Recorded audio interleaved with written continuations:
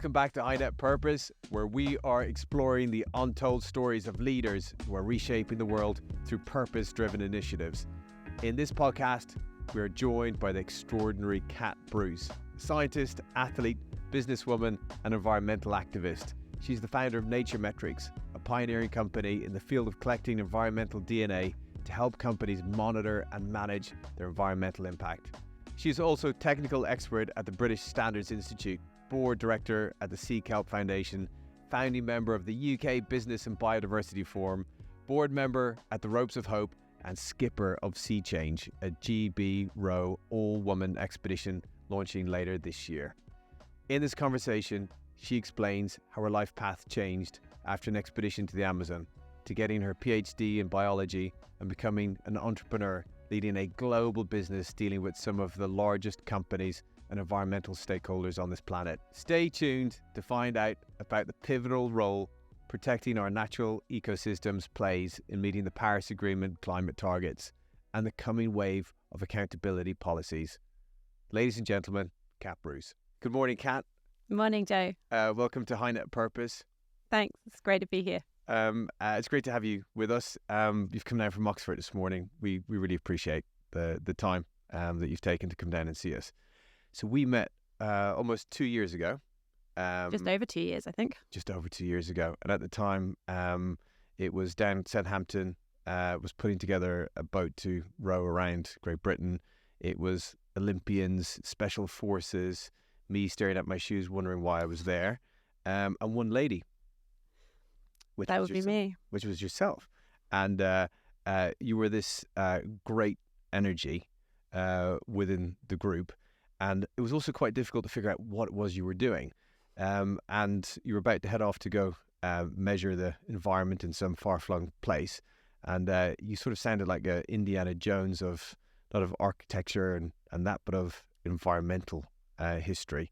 And then it was over a year later when we were talking to our friends at 2150, I found out that you were the founder of an extremely exciting business.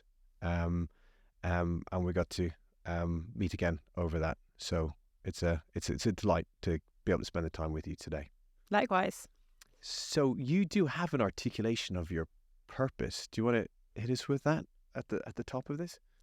I do, yeah. So I think fundamentally my purpose is about doing what I can to contribute to a world where we don't anymore plunder our long-term natural wealth for the sake of short-term material wealth.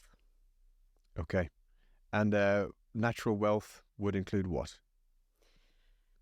It actually includes the foundations of everything our civilization is built upon. So water, healthy soils, forests that transpire and give us the oxygen that we need, oceans that perform all of the services we rely on to sequester carbon and to create healthy coastlines that give us fish that we can eat. You know, there is no, the world that we've built for ourselves just fundamentally would not exist today in the shape that it is if we didn't have that foundation of natural services and natural resources that it's all built upon, but we're using it at a rate that it can't replenish. And so it's going to run out. You know, this is not about just saving the world for saving the earth or saving biodiversity or nature for its own sake. It's actually about creating a world that we can continue to live in.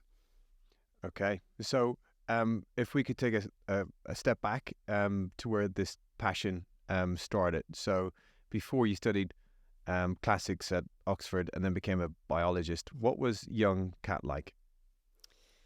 So young Kat grew up very outdoorsy. Okay.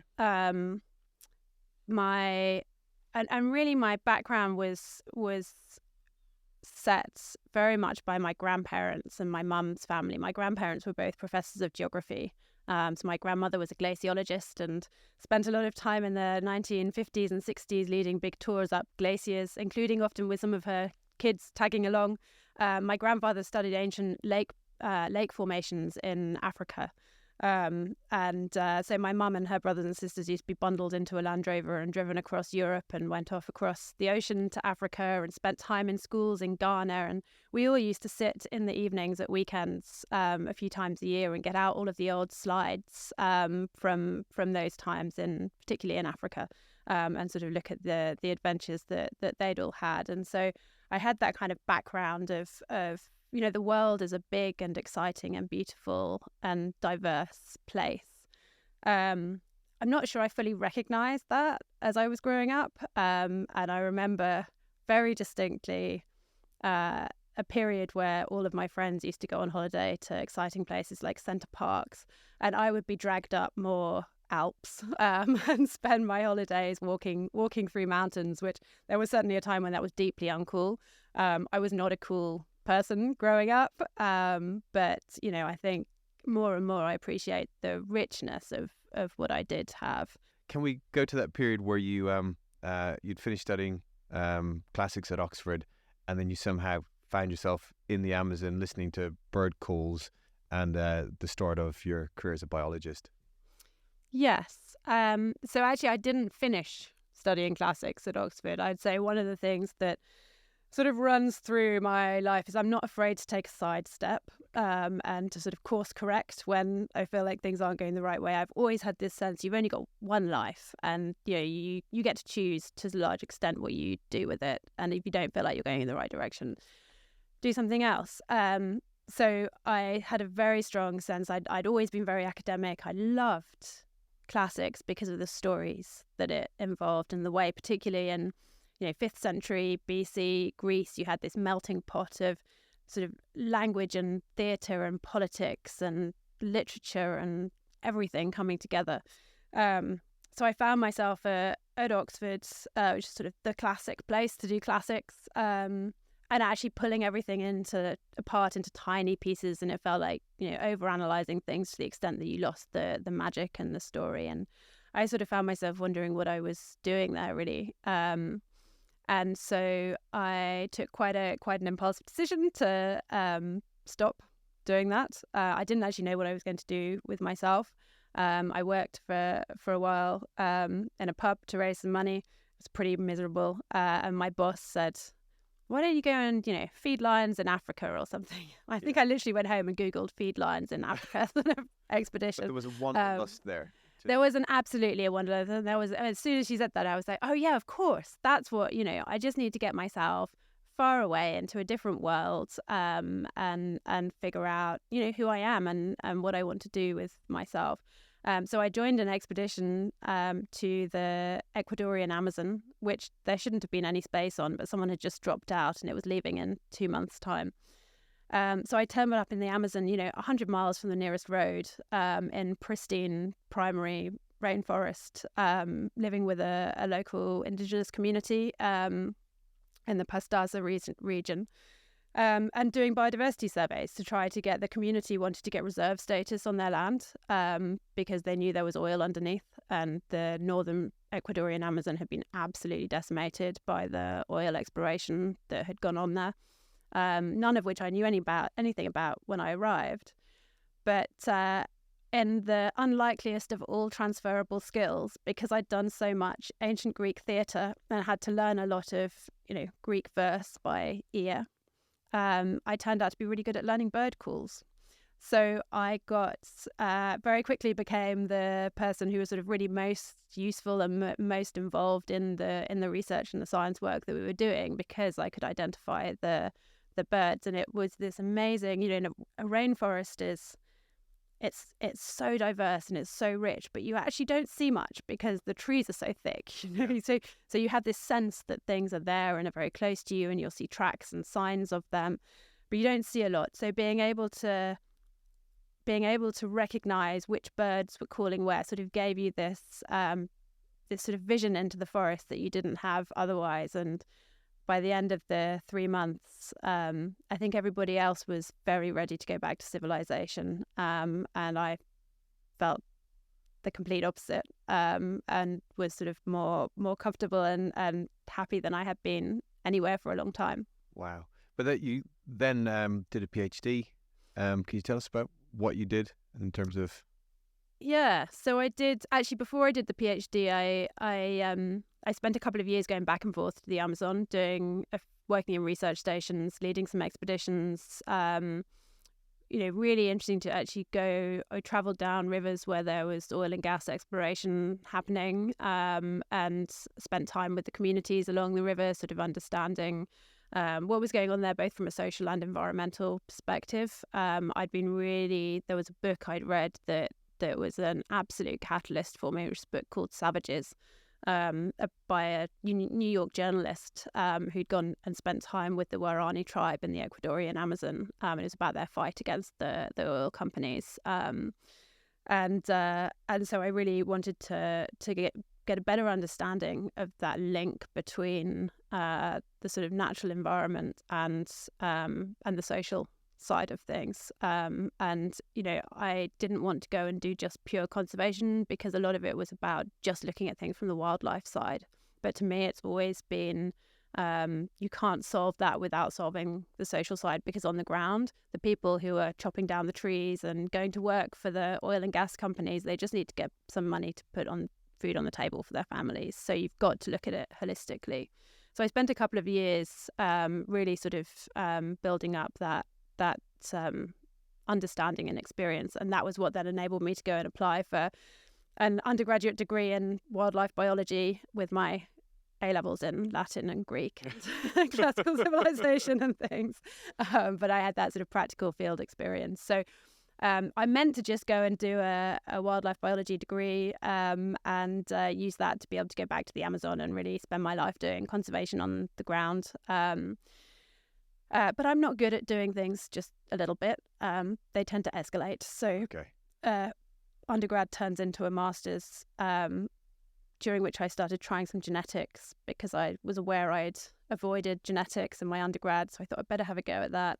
Tried it in my master's, really didn't enjoy it, wasn't very good at it. So I thought I'd better get over that. I better go and do a PhD that involves some genetics. So, I don't like being bad at things.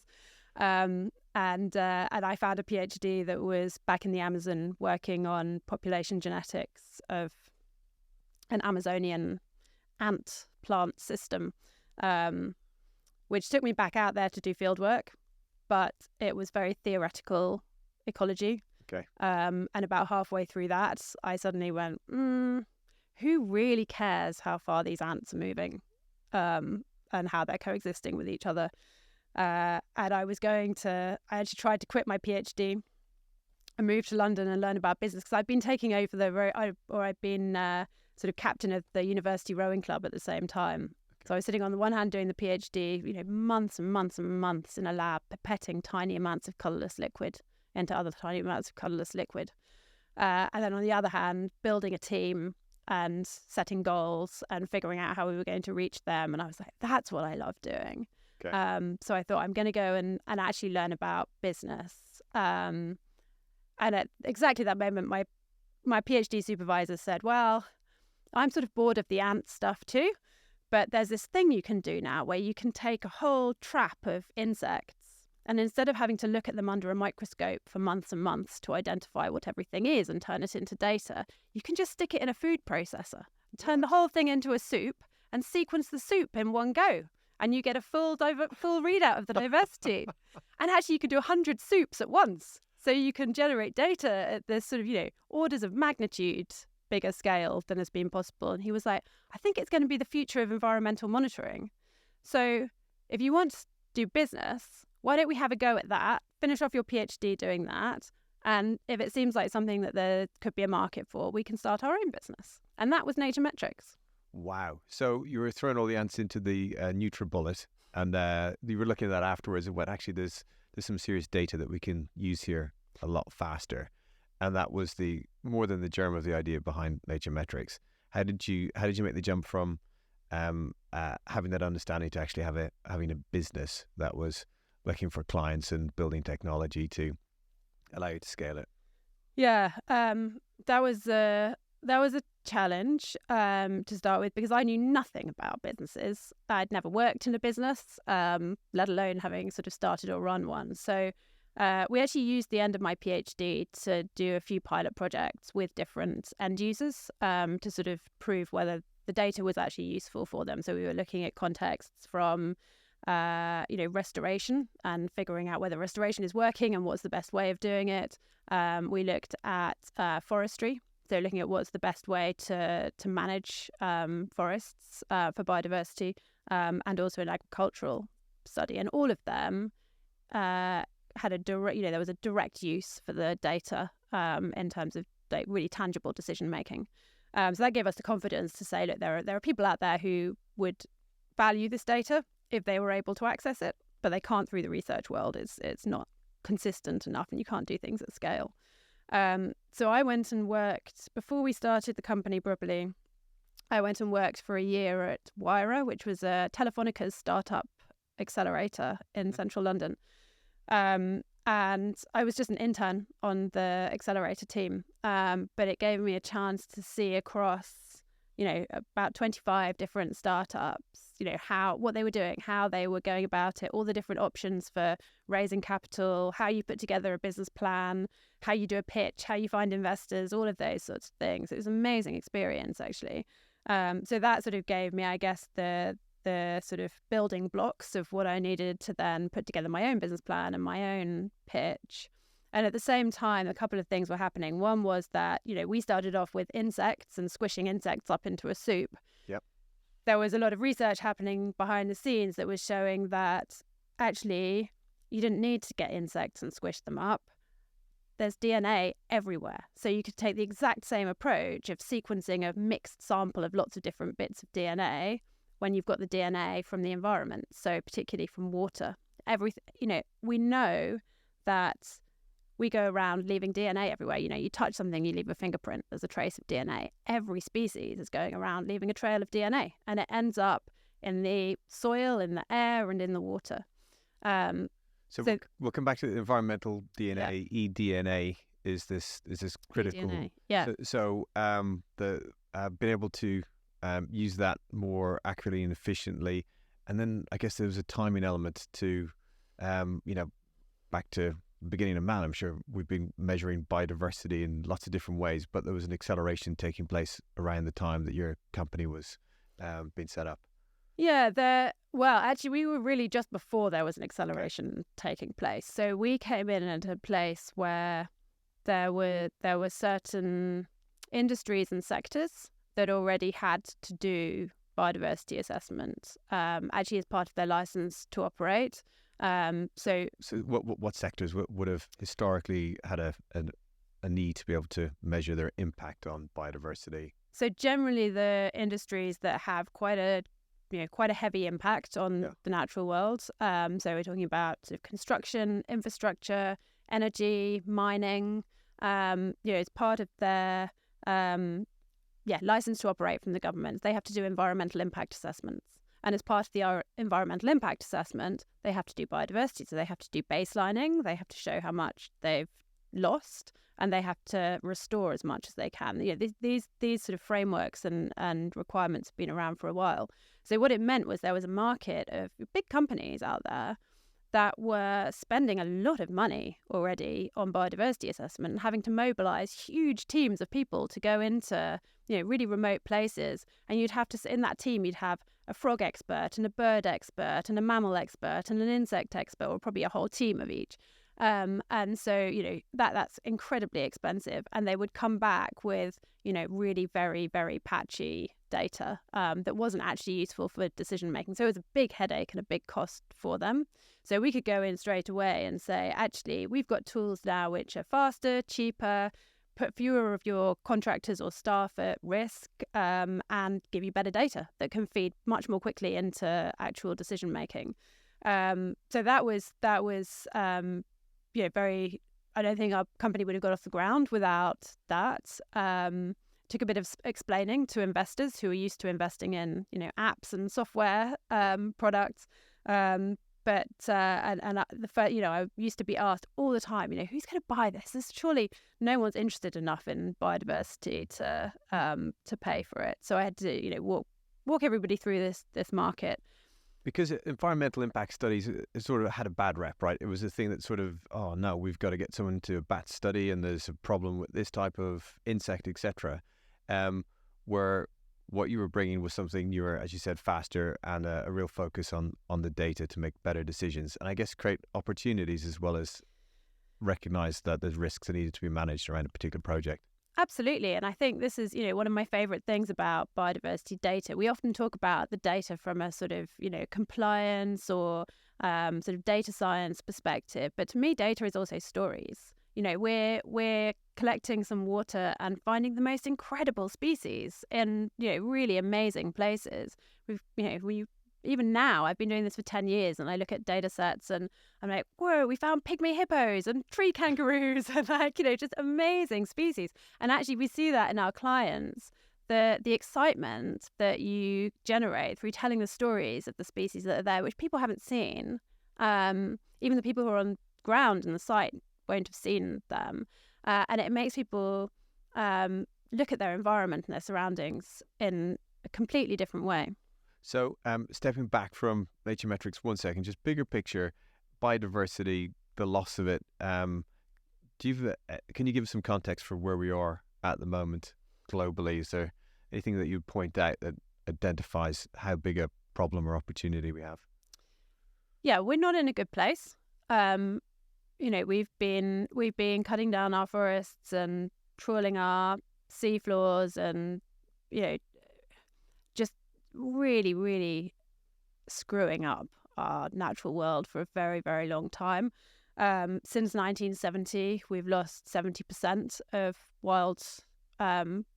wildlife populations. 70%. In the UK, we've lost 96% of our forest cover. We've lost 90% of our seagrass beds. These are ecosystems that are not just nice to have. They, like I said before, they're the foundations of everything. And now what we're realizing is that these ecosystems are absolutely crucial for the fight against climate change as well. 30% of the solution in meeting the goals of the Paris Agreement is going to have to come from natural environments. So natural environments sequestering and locking away carbon for us. And not only are we losing the overall volume of those habitats, but as they degrade and become less healthy, a lot of habitats flip from something that absorbs carbon and is a carbon sink and helps us out to something that actually produces carbon and becomes a source of carbon. So it's not a linear process. You have these tipping points where suddenly everything flips the wrong way. And so the urgency of investing in protecting and restoring these natural ecosystems has, rocketed up the agenda. Since I remember the first time I saw sort of climate and biodiversity side by side in a sort of conference heading was about 2018, end of 2018. Mm-hmm. And then, Zach Goldsmith, as an individual, did an incredible job at embedding nature within the heart of the climate agenda through the COP26 in Glasgow.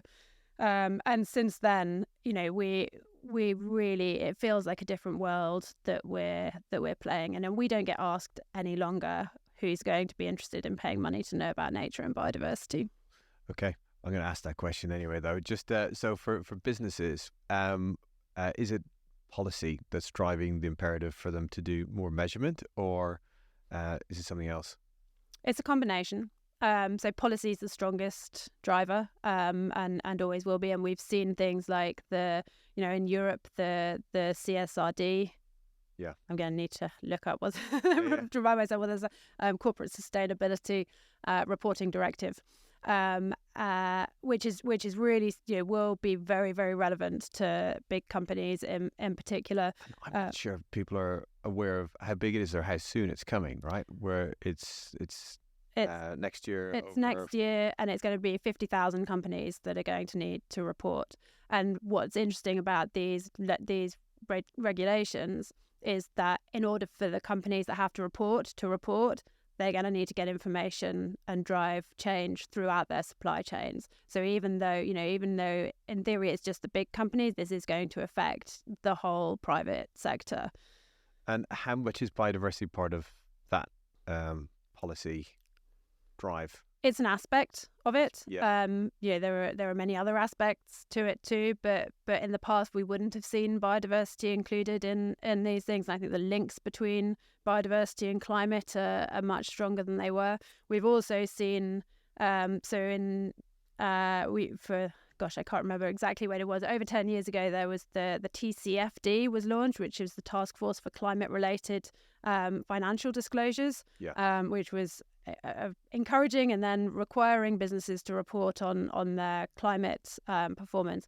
And we've just seen this within the last year, the launch of the TNFD, which is the nature equivalent of the Task Force for Nature-Related Financial Disclosures. Now, that's not mandatory at the moment, but it does dovetail very nicely with the CSRD. But what's been interesting is that there's suddenly a feeling from businesses that policy and regulation is coming down the road. There's an inevitability about it. They are going to have to be accountable for their impacts on nature. And so they've all started to take a look, and they've lifted up the bonnet. And particularly in some sectors, particularly ones that have got an agricultural or forestry sort of supply chain foundation, they've sort of gone, oh, blimey. Yeah. Actually, this isn't just about compliance and ticking the boxes. This is about the long-term sustainability of our business and our industry. And they're the ones that we're seeing, really starting to take action. So regenerative farming suddenly is, becoming a huge, huge sector. Okay, so can you take us back then to the technological developments that we have now that are making this process much better than it used to be? Yeah, so in terms of the actual ability to generate data to show change, which is at the heart of being able to report your impacts, we have a whole suite of tools and technologies that are allowing us to generate data at much bigger scales than has been possible before. So environmental DNA is sort of one pillar of that. So that's when you're on the ground, being able to take samples of the environment. How are we doing that? So we work with water and soil, and we're just starting to do some experiments with air as well. Okay. But if I take water as an example, as I said earlier, everything's shedding DNA all of the time, and a lot of that ends up in the water. So that's both the DNA from the things that live in the water, but also the DNA of things that live on the land, and it gets washed into the water. So the water becomes like, whether it's pond, stream, lake, ocean, it's like a soup of genetic material of the whole ecosystem. So if you get a sample of water in an ocean, what distance could you potentially pick up DNA from? Well, that's where we start getting into some of the finer details of all of this. So actually, the ocean is a specifically interesting example. When we started off, we thought there's not going to be any spatial signal in the ocean because there's so much movement of water. And it turns out actually the opposite is true. It's a very, very localized signal that you get in the ocean because it's a big space. It's very dilute. So these little traces of DNA get sort of diluted out quite quickly. So in the ocean, it's very local. Literally within sort of tens of meters, you can see the changes between one habitat and the next. In rivers, DNA can move downstream some distance, so we have to do a bit of modelling to sort of understand where things actually were based on where we found their DNA. And in lakes and ponds, again, it's very, very localised. But it gives you data. It's transformative in a couple of ways. One is that sampling it is so easy. You literally just pull up water in a syringe and push it through a filter. Sure. I've gone head to head with my colleague's 5-year-old daughter, and you can't tell the difference between the data that came from her filter and the one that came from mine, which I hope says more about the technology than my skills as a scientist. But, it means we can put it in the hands of anybody, anywhere in the world to get good data. And that data includes everything from the microbiome and the bacteria and things that are linked to pollution, all the way up to your sort of charismatic wildlife, your tree kangaroos and pygmy hippos and bats. How do we do it in soil? So water through a filter. Water through a filter. Soil, you literally just take small soil cores and pop them in a pot with some preservative solution. Okay. So it's super, super simple. Okay. So the eDNA is one side. That pairs up really nicely with tools like acoustic monitoring, so using sound to identify species and monitor the health of ecosystems. And then you've got satellites from above. And what we're starting to do a lot of now is putting all of those tools and technologies together so that you can understand in a very three-dimensional way how environments are changing. So in some of these projects, you've got a lot of different stakeholders involved. Where do you sit amongst that? Are you sometimes in the center of the project, or you've been brought in on one side of it? And what have you learnt about trying to get all those stakeholders to, share and face the right direction? Yeah, that's a great point, and increasingly we're finding that we're involved in projects that do have a lot of stakeholders, and actually stakeholders that haven't worked together before. So we come in at different places, and in different projects we're brought in by different stakeholders. Often actually in those complex projects we come in with the conservation organisations on the ground because they tend to be implementing partners. Okay. But that's also developing and evolving and changing. But what's really interesting is, we're to have the shift that we need to have in terms of, how we interact with the natural world, and actually how we rewire finance to come down to the ground to do the restoration and the protection that we need. We're having to bring together stakeholders that have never worked together before, have very, very little trust, and have no common language whatsoever. And that's there's two big barriers to getting money down onto the ground. One is that businesses don't know the locations of their assets. Data can't flow unless you can do that. So that's a huge issue. And the other is the lack of trust between stakeholders, and particularly, you're talking about like banks and ecologists. Yeah. You literally say the word taxonomy and they run in opposite directions. Yeah. So actually what we're finding is that the data itself almost can become that common language that connects all of the stakeholders. They all use it in different ways and at different levels and at different sort of levels of aggregation. But if the data that's being used to report at the top level at the banks and the corporates is derived from the same data that's being used on the ground to inform decision making and management, suddenly you've got the trust and you've got the transparency, and you can accelerate the flows of finance onto the ground. So the data helps build the trust. What? Because it's a more open conversation. People are looking at something that's objective. Yeah, because it goes both ways, right? At the top, you've got the banks and the finances sort of go, I don't know if we trust those guys on the ground that look a bit sort of earthy and don't speak our language at all. And at the same time, the people on the ground who have been crying out for more money forever to do all these things, and who know what to do, absolutely know what to do, they go, I know we said we wanted more money, but we don't really know if we like that money. And it's coming with different words and different strings attached, and we're not quite sure about it. And actually, if they look at something where, if you're on the ground and you're like, we're connected into this sort of value chain, and they're reporting on our biodiversity outcomes by just clicking a button on a computer and never even looking at the ground. Yeah. They've just come up with some sort of black box number. Like, what does that mean? So can you give us an actual case study or an example that pulls it together where, there was actually a common purpose to what was happening, and it did create a win-win, rather than you've got one side that wants to develop finance and then you've got people on the ground who are, getting the negative impact from that? So, I mean, that conversation is what is happening everywhere now. So a lot of those sort of coalitions are starting to come together. And in the next year, we need to see pilot projects actually happening on the ground. But, we're talking to everybody from the banks, the insurance industry, sort of innovative nature finance organizations, the NGOs on the ground, the corporates who are interested to fund biodiversity credits, the projects on the ground that need funding. There's a huge amount of complexity, and there's a lot of unknowns that need to be worked out, including, how do these markets actually work on the demand side. So it sounds like it's still early, that there's not a lot of these projects. That side of things is very early, but moving very fast. Okay. And to the extent that at COP27 in Egypt, I remember hearing biodiversity credits mentioned a couple of times, and everyone sort of went, "Oh no, that's a bit dangerous. Don't go down that route."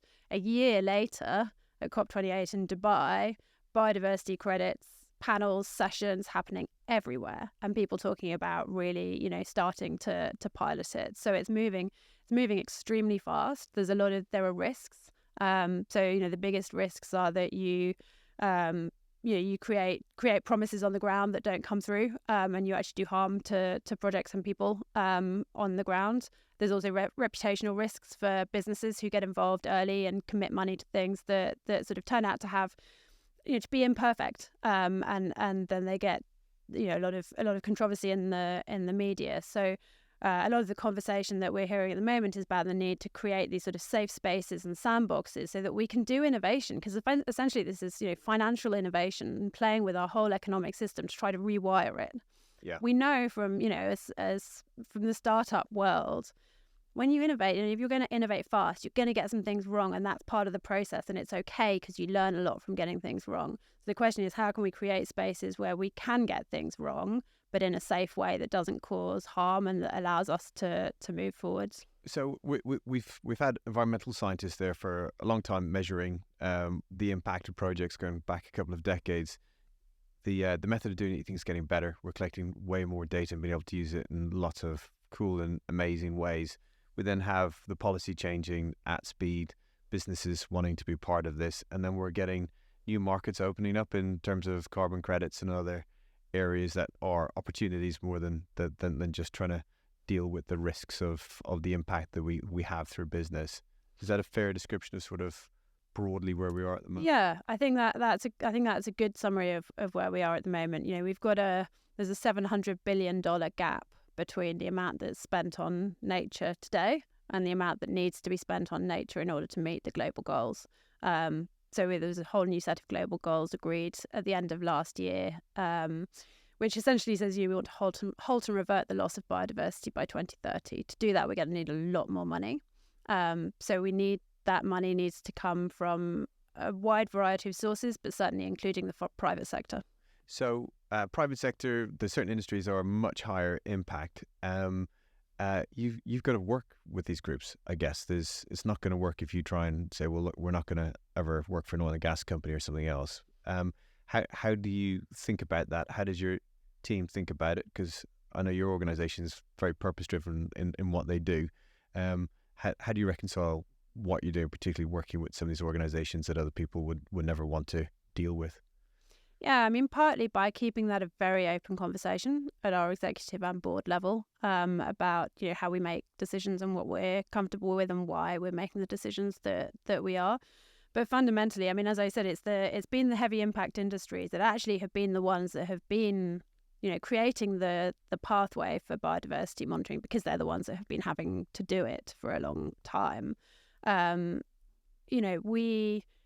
You can't say you're going to create a big new mainstream technology if you don't work with the industries that actually need to use it and to establish it and give you that scale.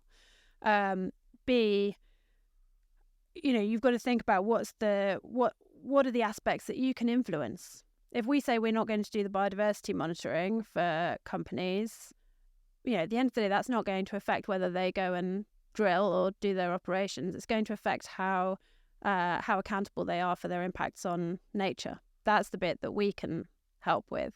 So we want to drive greater transparency, greater accountability on the part of businesses for the impacts that they have on the natural world. Separately, a lot of us spend a lot of time in our private lives sort of lobbying for change in terms of moving away from fossil fuels and But these industries will really move the dial if you can get them to behave better, and you are finding there's more of an open door today than it was before, and some of them are actually getting good at it. Yeah, there's definitely we work with mining companies that have made pretty ambitious commitments and that are trialing and piloting some of the new regulatory frameworks. And it needs to be a collective effort. We need to move forwards. There's lots of things about the world that I I wish were different, and that I will push in every way that I can to change. But in terms of the who we work with on a commercial basis doing the biodiversity assessment, the biggest impact that we can have is in driving accountability around nature impacts. How many clients has NatureMetrics got today? Do you know? Today, we have worked with over 500 different clients across a whole range of sectors. So, yeah, the sort of heavy impact industries, but also actually a lot of our work comes from the conservation sector. We work with most of the international conservation NGOs all over the world. We work with increasingly in the sort of regenerative agriculture space. And then now, yeah, as I say, sort of quite a few pilots that are linked to nature finance. How big is the team? We're about 140. 140. And growth for you guys has looked like what for the last few years? So we're now really investing in the data science and the data delivery systems. So building out the software and the dashboards that enable our clients to interact with their data. Because some of the description that we did on how you collect the water sample, the soil sample, sounds like quite old-fashioned in some ways, but actually the information that you're getting from what you're collecting is at a whole other level than it was a few years ago. Yeah, it's a funny one because we spend a lot of time, when we talk to investors, we're often focusing on the sort of the big data end of things and that scalability and it being sort of a high-tech way of generating data. On the ground, it's really low-tech, and that was deliberate because we want this to be something that you can use anywhere. Most of the places that have the greatest needs for measurement and management of biodiversity and our impacts are the places that are pretty hard to access. So, yeah, on the ground, it's pretty simple. Certainly a big part of our scalability in the next few years is about moving to a more integrated biodiversity measurement capability that pulls in some of the methods where you don't have to be on the ground. So we're at the moment building in a lot of the remote sensing and satellite analysis so that we can look at ecosystems and habitats without having to go to the field or before you go to the field.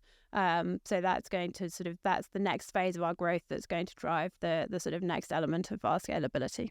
Because that was going to be, I guess, my next question. What is the vision for the business from here? It's what you've described there, or there's something? Yeah, so we want to be able to link. We want to be able to link data flows all the way from the ground to corporate reporting, and that means we've been our original business plan was sort of build from the bottom up. Work on the ground with the geekiest ecologists clients to start with, which puts a lot of scrutiny on the quality of our data, and then gradually sort of simplify that up, aggregate it up, summarize the metrics at the site level, at the portfolio level, etc. We're massively accelerating that because driven by TNFD and CSRD and everything, suddenly businesses are coming to us at the sort of top corporate level and saying, hey, we've just signed up to do a TNFD pilot or something, and I've got to figure out what that means. Where do I start?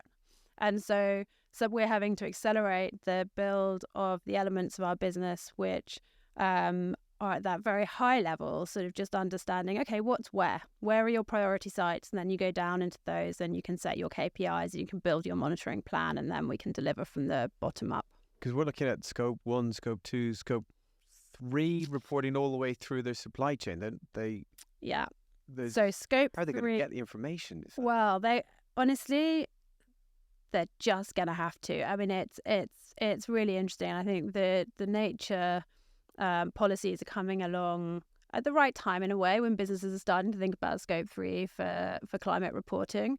But too often you have a really exciting conversation with a business who really want to do something, and you say, so have you got locations of where your impacts are on the ground, or do you who are your suppliers? And they go, oh no, we don't know that. Well, you can't with nature in particular. It's place-based. If you're going to say you're having a positive impact on nature, something somewhere has to change on the ground, and that information has to be able to flow through the value chain. So, and it's not it's to some extent it's still convenient for businesses to be able to say they don't know where their assets are. We need to get to a place where that's not okay, where actually we have to be able to do that. And yes, that's going to need some redesigning of systems and procurement approaches and everything, but that is not beyond us. We can do this. So at one level, you started doing project work. Then how do we integrate loads of different information into one platform? And then describe the third bit is going to be how do we put that into a reporting package that the companies can use, make decisions on, and with their policy requirements, etc. You're going to have to fund that growth over the next few years. Will you? Because you've got some fantastic investors already, but you'll look to continue to bring in more investors. Is that the likely plan?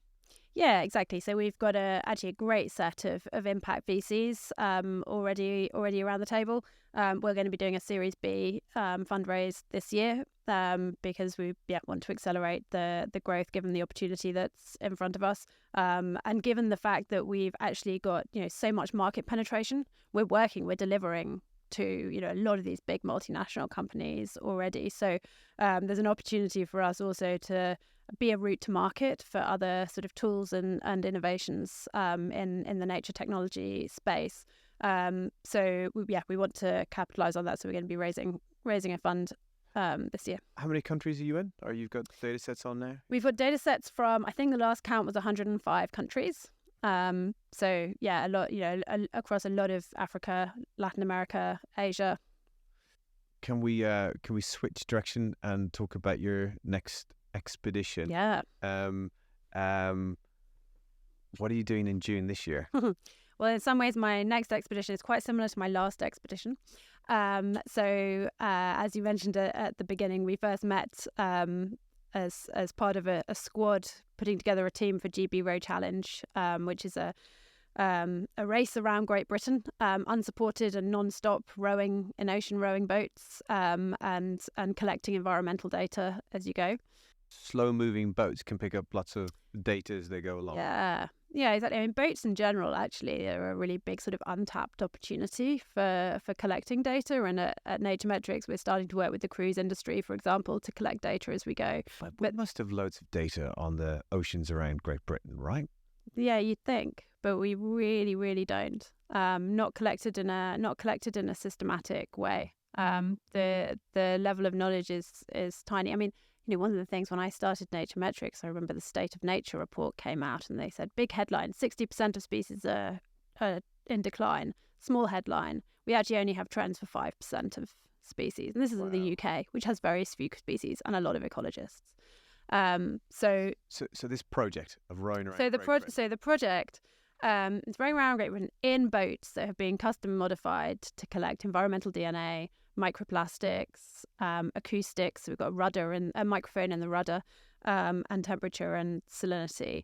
So we can help to start building a whole map of the condition and health of the UK coastal environment. And, for researchers to go out there and gather data on that scale and to commission the sorts of boats and research equipment that would be needed would be, millions and millions of pounds. So it's taking opportunities of people who want to go and do daft adventures, and are going to be out there anyway, and coming back with some really useful data. So there's a partnership between GB Row Challenge and the University of Portsmouth to collect this data initially over a 4-year period. And I got involved in the squad that we were both part of originally because they wanted to add the eDNA in sort of quite last minute. So I was brought down as an eDNA expert, and it was discovered that I was also a rower and had done lots of expeditions. So a bit unexpectedly ended up in a crew last year, and it was wonderful and amazing and one of the best experiences I've ever had. But I came back feeling like we could do more with it, particularly from a storytelling perspective, because a lot of the narrative was about we're collecting this data because of all of these threats and the pollution and all of these, really pretty depressing things, which is absolutely true. But I also know from my day job that there are so many projects all the way around the coast of Great Britain that are doing restoration, that are bringing back and regenerating the seas. And nature has this incredible ability to bounce back given half a chance. And so there are, there's stories all the way around the coastlines of things that can and are being done to make a difference. And I want to tell those stories. So I put together a crew of, this time, all women. So last time I did it, it was me and 5 very large men. So we might be a bit slower this time, but we're all women who work in the fields of nature and climate from different angles and perspectives. So we can use our own experience and professional perspectives to be able to tell the stories, and also, we want to bring the stories of businesses that are starting to think about their impacts on the ocean and taking positive action there. Because as you said, that there are loads of great projects going on, and it's a theme that we find quite a lot is like how do you get people to collaborate and integrate the knowledge that they already have, and this can be an amazing way to do it. On the physical challenge, unsupported, but people can still come over in a boat and give you a cup of soup, or you can you can go up on the beach and have a beer going around. That would very much be breaking the rules. Okay. So the unsupported element of it means we can't, once we set off, so we set off from Tower Bridge in London, go down the Thames, turn right when you get to the sea, all the way round. Once we set off from Tower Bridge, we can't take anything else onto the boat, so we have to take with us everything that we're going to use. We can hand off, if we see a passing fisherman or friends come out to see us, we can give our rubbish bags to them. But no, we can't take anything on. So we're going to be rowing in 2-hour shifts. So 2 hours on, 2 hours off, 24 hours a day. For many days, you reckon? The fastest a women's crew has done it is 44 days. Okay, so it'll be under 44 days. Yeah, we say a little more than a month. And it's a bit dangerous. You go across the Irish Sea. You actually almost touch the coast of Ireland on the way heading up north. Straight up the middle of the Irish Sea, yeah. So you've got lots of boats and potential for bad weather around June time as well. Yeah, it's the UK. They would be lucky to get round without running into some sort of bad weather. So we have to be pretty prepared for that. The crew we've put together everybody's got experience at sea before. Which will really, really help. I mean, that's actually much more important than the rowing experience. Yeah. And we've got a lot of training to do between now and June. The name of the boat is? Endurance. And people will be able to follow it where? Or have you not yet got the social media bit up there? So there will. So sorry, our actual boat is called Endurance. Our team is called Sea Change. Okay. And we're on Instagram. Like what you did there, Sea Change. Very good. Yeah. So that was a moment of inspiration. It turns out several other people have had that same flash of inspiration. There's a few Sea Changers out there. But Sea Change Row. And we're on Instagram and LinkedIn. And when we set off on the expedition itself, you can follow us on an app called YB Tracker. You can see our progress around the coast. Do you think the model of what you're doing will be replicable elsewhere in the world? That people could do this in other countries and collect more data and then... Yeah, absolutely. And actually, I know there's sort of more and more people who are interested in seeing if they can sort of add the data collection element into some of the transatlantic rowing races. But there's also people working with the sailing world. So we've got eDNA collaborators down in New Zealand who are really involved in sailing races and kitting those boats out with eDNA.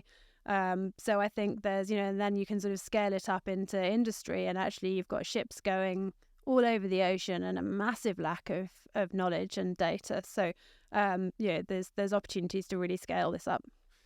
If you were talking to the young cat today who decided that her course at Oxford wasn't the right one and probably getting a bit of pressure from parents and family and all the rest of it, what would you say to her today? Well, I'd probably say the same thing that I now say to all of my younger cousins who are at about the same stage, which is, everything you do, you take something from. Don't be afraid of a sideways step. If it doesn't feel right, it's not about giving up, but if something really doesn't feel right and you don't think you're on the right path, just don't be afraid to make a change, because when you find yourself in the right place, you learn so fast, and you can... give yourself every opportunity to be who you are, and to make the difference and the impact that you can in the world. Well, thank you for the impact and purpose you've brought in everything that you've done. Please be careful when you're out on the water. And thanks for taking the time with us today. Thanks so much. Thank you for listening to today's episode of High Net Purpose. We've got monthly episodes airing throughout the year from all across the globe. So stay tuned for next time by subscribing and following us on LinkedIn, Instagram and Twitter at High Net Purpose. All content on High Net Purpose is provided as general information only. It does not constitute any advice, recommendation, or representations, and is not intended to influence listeners or users into making any specific investments or any other decisions. Please be aware that guests and presenters on High Net Purpose may have investments in any of the topics or products being discussed. Their reviews and opinions are their own and should not be taken as endorsements or financial advice. Before making financial decisions, we strongly recommend seeking advice from a qualified financial professional. This podcast may not be copied, reproduced, further distributed, or published in whole or part.